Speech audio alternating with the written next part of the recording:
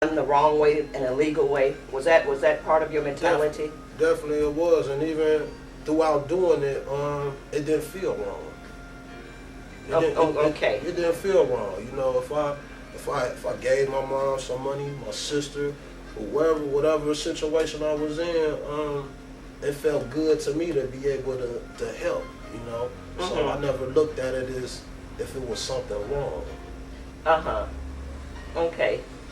Looking back, what do you think? What was from where you are now, and from seeing the status of North Minneapolis and other places?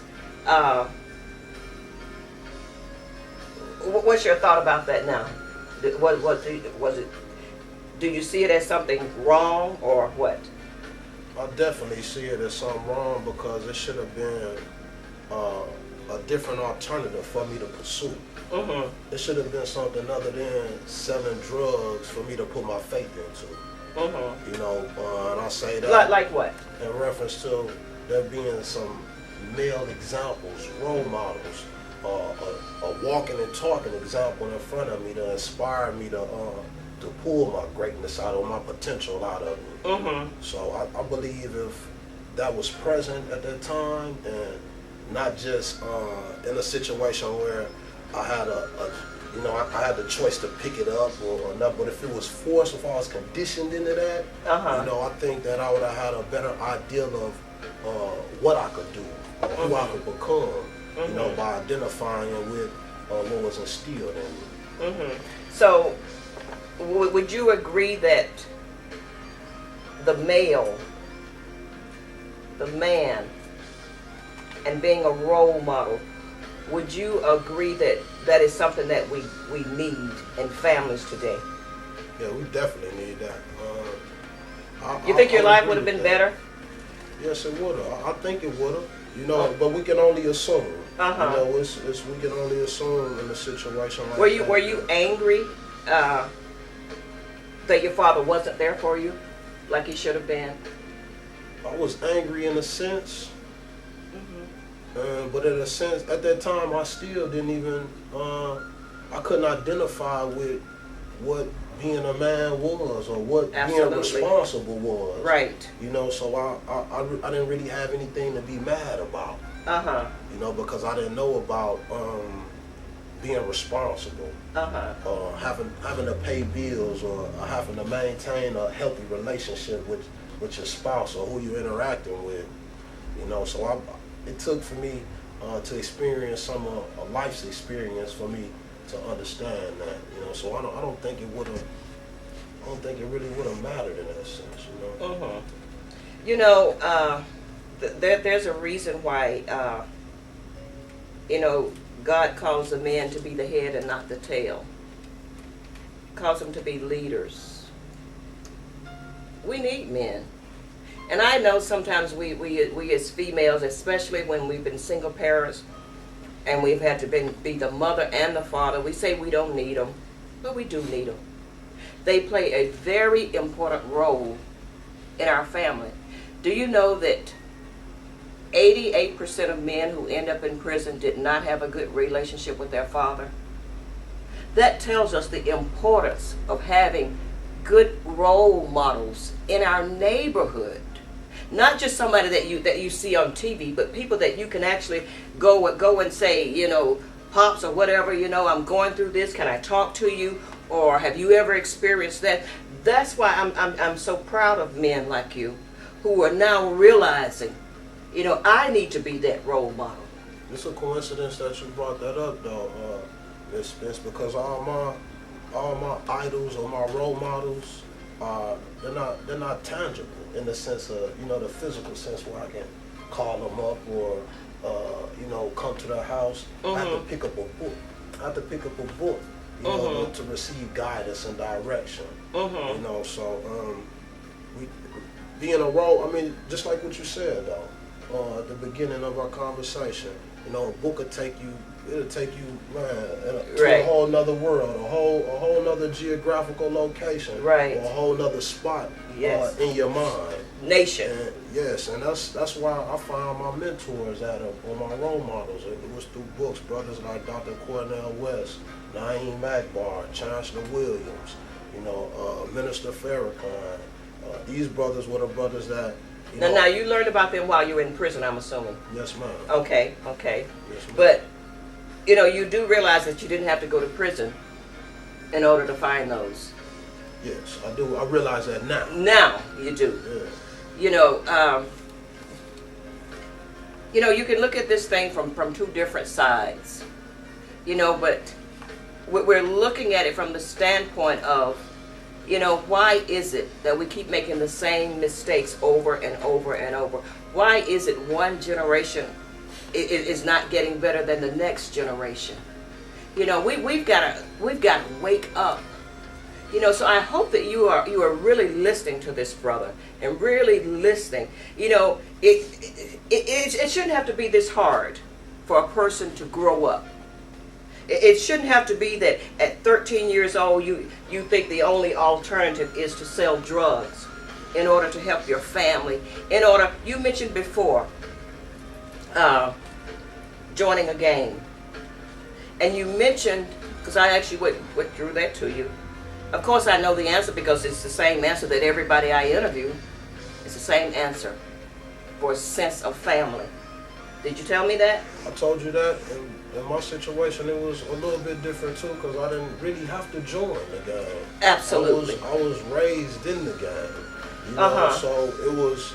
They were there almost before my family was. I don't have any close cousins that I came up with. I have one sibling and I have a sister, an older sister. So I didn't have no boy cousins around me to go play no football, be rough with, or even to admire.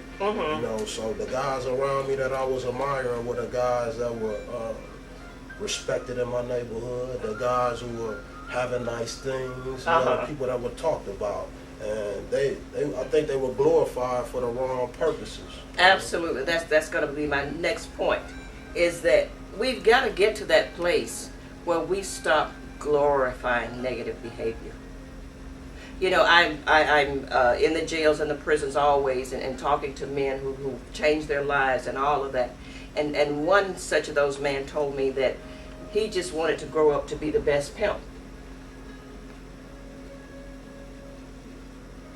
What does that say about us as a people, that we've allowed it to get to this point to where our young men want to grow up and be pimps? I think I got an answer for you, Miss Spence, not to interrupt you, but not to get on a racial thing or nothing, but just to use an example, where somebody from the other side, say a white man, all right, now whatever his occupation is, he may be a plumber, for instance. Now, with his child, he's exposing his children or his son to those things by taking them out on the job with him. So hold this wrench here, screw this, unscrew that. So by him doing that, he's identifying with a skill set. He's learning what he can do. So he'll have a direction to aspire towards. And on the opposing hand of that, in our community, like you said, in North Minneapolis is filled with gangbanging, pimps, hustlers, robbers. These are the people that we're watching.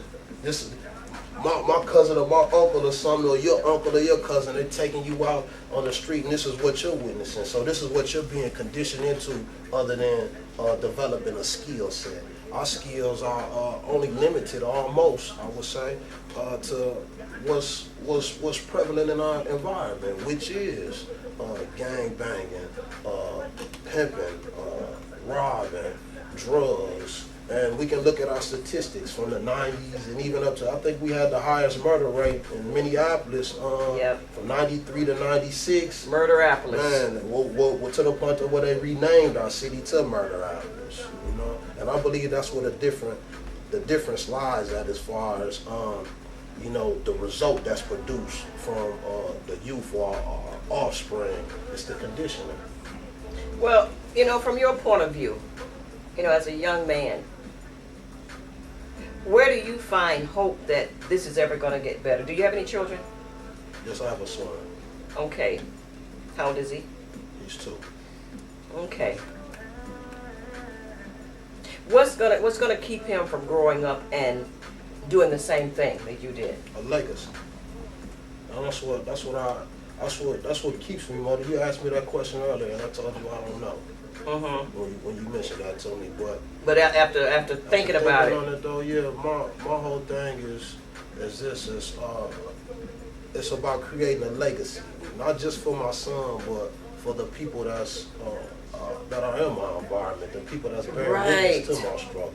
Because even now, once again, I'm not on no racial lines and all, but with white people, you know, when they reach 18 or something happens to their parents, they'll receive an inheritance. But there's colleges already paid for. Right. They have a fund that they can tap into to get some of the things that, you know, they may desire or to push them to the next level. But with our people right now, currently in the condition we're in, that doesn't exist. We're not thinking ahead of time. We're not thinking about securing a 501c. You know what I mean? For our kids' education. You know, that's not something that's on our mind. We're more thinking about what we can produce right now, what we can indulge in right now. And I think that that's something that has to change for a difference to be made. We have to be thinking about those that's coming up behind us. Absolutely. You know, my daughter and I once went to a local laundromat, and you know, she just made the observation, you know, where they have the TVs in there. Now all the black people were watching Maury Povich. All the Asian people that were in there, they were watching C-SPAN and stuff about the stock market. So as a little girl, she just made the observation, you know, come on. You know, we've got to, like you said, we've got to start reaching out to do something different. Are you willing to stay for a second part of the show? Yeah, definitely. Absolutely, absolutely, because we're almost out of time. But, you know, I thank you for your honesty and being willing to talk about this stuff. You know, because that's what needs to happen. We need to talk about where we've been. You know, it's not where we are now, because you're doing better. And there's a great ending to this story, but by just being willing to open up. Because I guarantee you, somebody else is thinking like you. There's some young man who's thinking, wow, I don't have another option. But the truth is, it's about the choices that we make. Because if it were the case that the only thing that we can do is sell drugs and pimp and gangbang, that means everybody would be doing it. So I'm glad that you have taken responsibility, and now you see the harm that it has done to you, that you want to do something different. Well, we're out of time, so remember my favorite verse: seek ye first the kingdom of God and all of his righteousness, and all of these things will be added unto you without having to gangbang or steal or thug or prostitute or whatever. So just remember, keep your head up, keep trying.